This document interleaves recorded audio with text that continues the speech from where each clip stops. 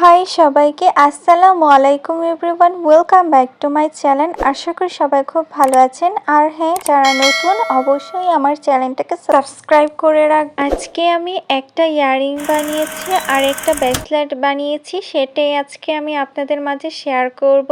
এরকম আরও ভিডিও দেখতে হলে অবশ্যই আমার চ্যানেলটাকে সাবস্ক্রাইব করে রাখবেন এবং কি কমেন্ট করে রাখবেন আর কীরকম ভিডিও দেখতে চান সেটাও আমাকে কমেন্ট করে জানাবেন। স্কোয়ার সাইজের এই কুন্দনের স্টোনগুলো দিয়ে আমি এই ইয়াররিংটা বানিয়েছি। এটা কিন্তু আমি একদম সিম্পল ওয়েতে বানিয়েছি। প্রথমত আমি এখানে ভালোভাবে চারদিকে আঠা লাগিয়ে নিব।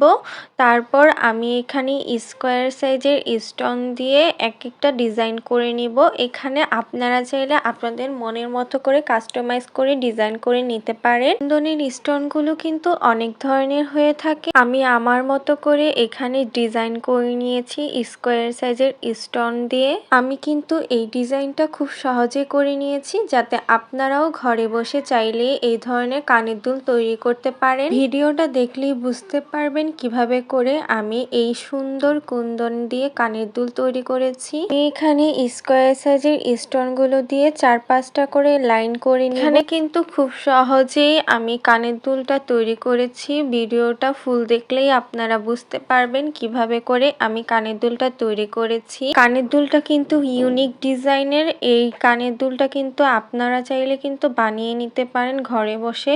আর এই ধরনের কানের দুল কিন্তু খুব খরচ কম লাগে। আপনারা কিন্তু যাদের বাজেট খুব কম তারা চাইলে ঘরে বসে কুন্দন কিনে এই ধরনের ডিজাইন বানিয়ে কানের দুল তৈরি করতে পারেন। আমি 5টা লাইন করে নিয়েছি স্কোয়ার সাইজের স্টোন দিয়ে। তারপর আমি এখানে রাইনস্টোন চেন দিয়ে চারপাশে ভরাট করে দিব। রাইনস্টোন চেন দিয়ে চারপাশে ভরাট করে দিলে কিন্তু এই কানের দুলটা কিন্তু দেখতে অনেকটা সুন্দর হয়ে যাবে।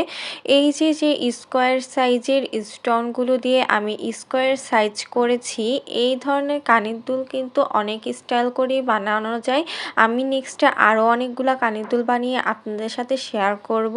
সে পর্যন্ত অবশ্যই আমার ভিডিওকে লাইক, ফলো এবং সাবস্ক্রাইবার করে রাখবেন, যাতে সবসময় আমার ভিডিও আপনারা পেয়ে থাকেন। আমি এখানে রাইনস্টোন চেইনটাকে চারপাশে অ্যাড করে নিব। দেন আমি এখানে কাঁচি দিয়ে চারপাশে যেগুলা বাকি অংশগুলো ছিল সেইখানে আমি কাট করে নিব ভালোভাবে। কাট করে নেওয়ার পর কিন্তু এখানে সুন্দরভাবে স্কোয়ার সাইজের মতো একটা শেপ তৈরি হয়ে গেল।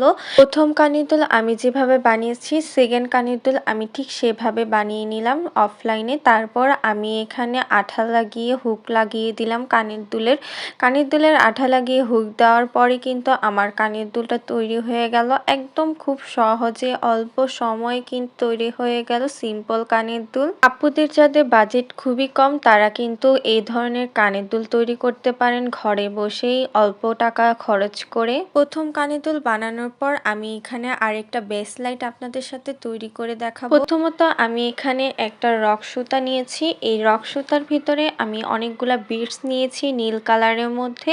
আপনারা চাইলে যে কোনো কালারের বিডস নিতে পারেন। এই বিডস গুলো দিয়ে আমি রক সুতার ভিতরে ঢুকিয়ে দিব। হাতের সাইজ অনুযায়ী আমি বিডস গুলো এক এক করে ঢুকিয়ে দিব। যতটুকু আমার দরকার ততটুকুই আমি বিডস এখানে ঢুকিয়ে আমি এখানে রক সুতাটাকে সুন্দর করে গিট দিয়ে লাগিয়ে দিব। গিট দিয়ে লাগিয়ে দিলে কিন্তু আমার সুন্দর ব্রেসলেট তৈরি হয়ে যাবে।